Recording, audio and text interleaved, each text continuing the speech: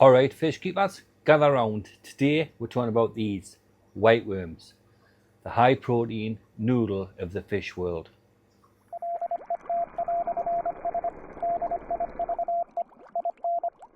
Your fish go crazy for them.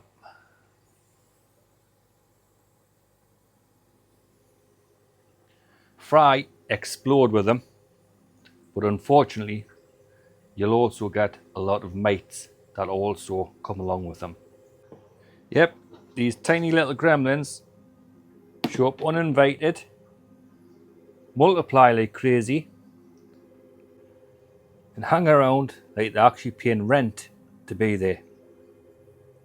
But fear not, today is a white worm update and also how we're going to reclaim our cultures from these tiny little pests that have just took over. Let's start with the good news. White worms are a fantastic live food. They're like protein spaghetti, high in fat, high energy, and they're great for boosting growth, conditioning your adults, and preparing your breeding projects. They move slowly so fish of all sizes can eat them.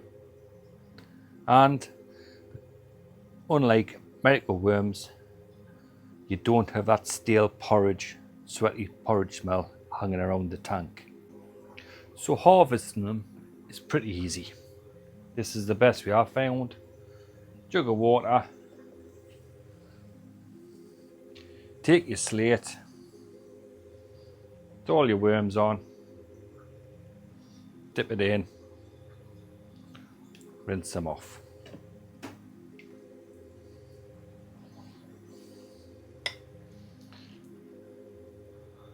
There we go. All the worms and the mites. Dip them in. Wash them off.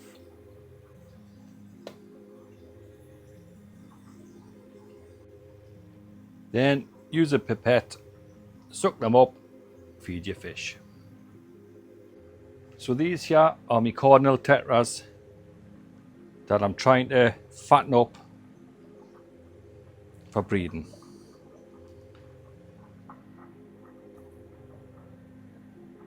And as you can see, feeding frenzy straight away. They'll love them.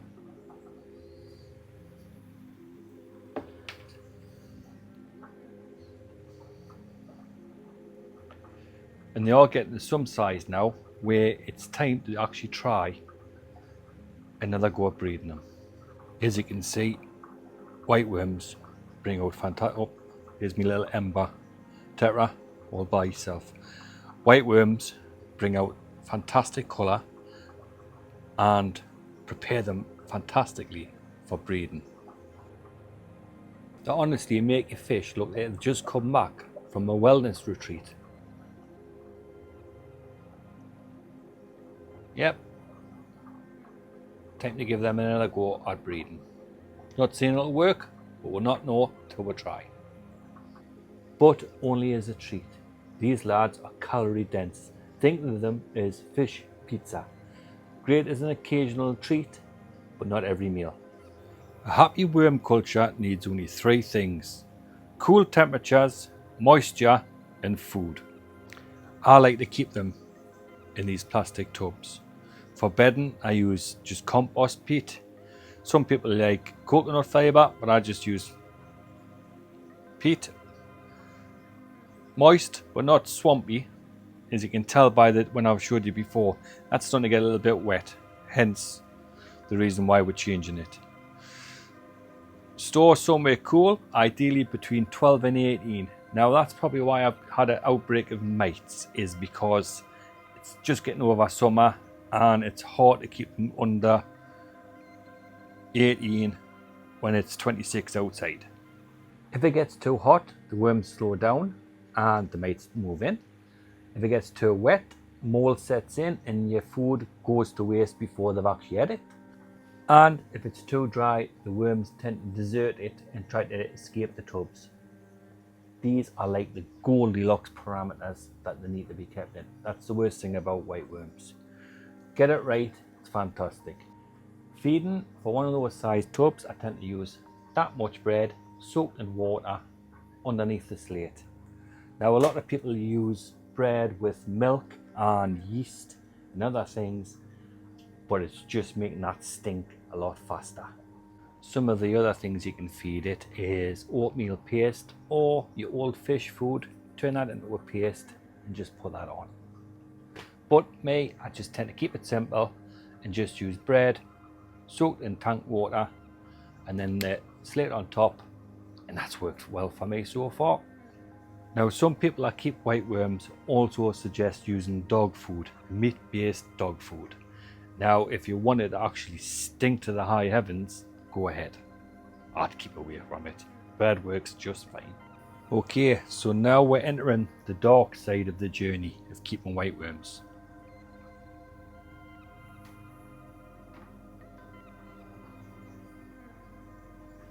The mite chapter. Mites love white worms. They show up like relatives at Christmas, tuck in all your food, multiply everywhere, and sit around and judge your life choices on where it all went wrong. As you can see, there's no mistaking mites. And the signs you're looking out for is your culture starts to have these little white parasites that turn into flies, things like that, and all other sort of creepy crawlies that get in through probably too porous of a sponge in the lid. So we'll change that. But other things to look out for is your food disappears a lot faster because the mites are eating it as well, and you just get this itchy feeling whenever you think about even opening up the lid. And if we do nothing about it, then mites have won the war. So what can we do about it? Well, without using sprays, chemicals, or feeling we have to go nuclear and do something drastic about it, this is how I combat it. So there's a couple of things we're going to do to get rid of the mites. First of all, we're going to start to reduce the food that we actually feed the worms. That way we're trying to starve them out. Next, we're going to actually change a full tub to the right environment and actually get rid of them that way. So here's my step-by-step mite removal strategy. Basically what I'm going to do is I'm going to try and starve them out by reducing the feed. Mites love damp, so we're going to try and get rid of some of the dampness in each of these tubs by actually just renewing the tub, taking a harvest of the worms out, putting them one side, refreshing the tub, doing a factory reset on the tub. Hopefully that does it. And also going forward, keeping them at a lower temperature because it is coming up to winter, so that should be a lot easier on the garage floor. So we're actually going to give the worms a nice little skein holder and reduce the temperature to a point where the mites don't actually like it, hopefully. And that should get rid of them, fingers crossed. Once we've got rid of them, the best thing to do is prevention. And the best way to prevent them is to change the sponge to a finer pour, reduce the feeding, keep them a lot cooler than we have been, and keep them away from any food sources that may get contaminated by the mites jumping from one to the other.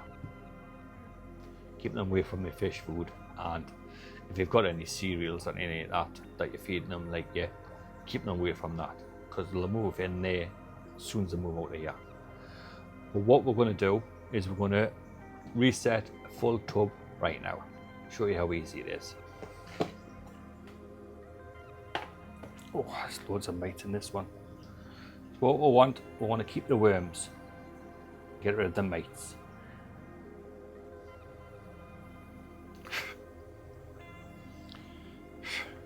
Best thing we could do is wash them off because the mites fly and the worms don't. Now we're all going to lose a load of worms in this procedure. There's nothing we can do about it.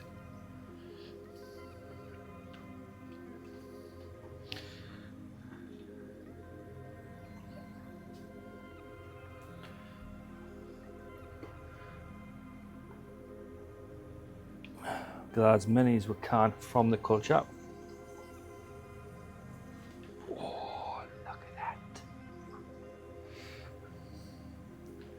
Put them on one side and get rid of the rest.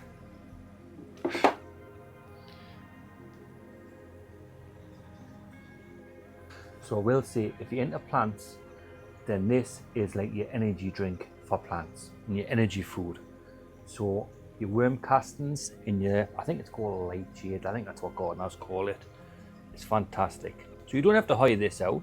I mean, there's loads of worms in there. We can just keep on putting these in. Reset it.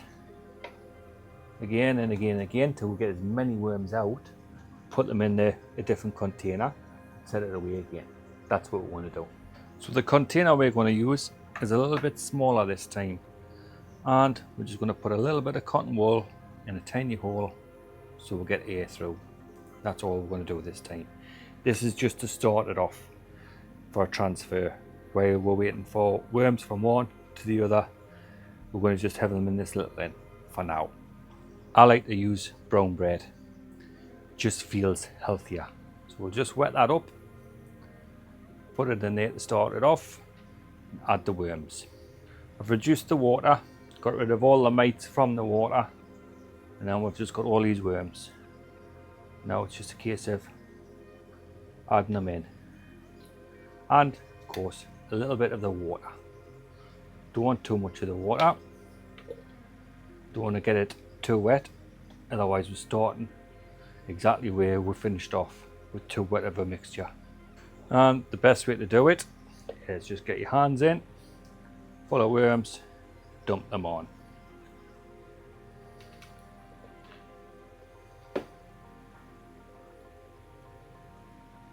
Ho ho ho. Nice. Remember to wash your hands as well, otherwise you're going to end up with worms. There we go. A nice worm sandwich. And I think I'll take this opportunity to feed some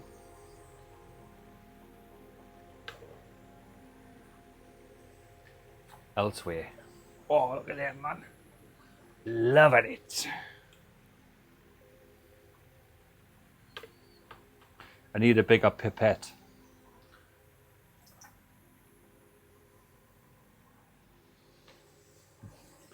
The hole in that's just not big enough to get a good section of worm. Let some land for the corridoras. There we go. Whoa. I've got baby corridoras again. Little bandits. I've seen a tiny little one the other day just come to the foreground again. That's what it's all about, isn't it? That's what it's all about. So I think I've got about 15. Oh, there he is. Tiny. So he's about that big, about an inch. All the rest are 2 inches. Beautiful. That's what it's all about.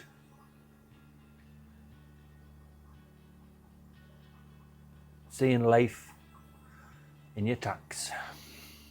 I suppose another way we could do these little tubs is with cheesecloth over the top to stop the mates getting through with elastic band around the edge. That might actually be better for gas exchange and stopping them actually getting in the first place. So there you have it, the white worm master plan. Raise them right, feed them well, and hopefully keep them mates away from your worm empire. The payoff: you're going to get increased colour, you're going to get increased growth, you get more breeding enthusiasm, which in turn leads to more fry, which in turn leads to more tanks, which in turn leads to more worms needed, which in turn leads to more mates, possibly. Now, I'm not promising you that. Hopefully we'll get it right this time. So if you like this video, give it a like, give it a comment if you like doing that sort of stuff, of course. If you don't have to, but it would be nice. And if the worms are wriggling, then your fish are smiling. Until next time, ta-ra. Boo! So hopefully you're itching to see some more, and not just itching for more them mates. So here's a couple of garden white worms that you might like.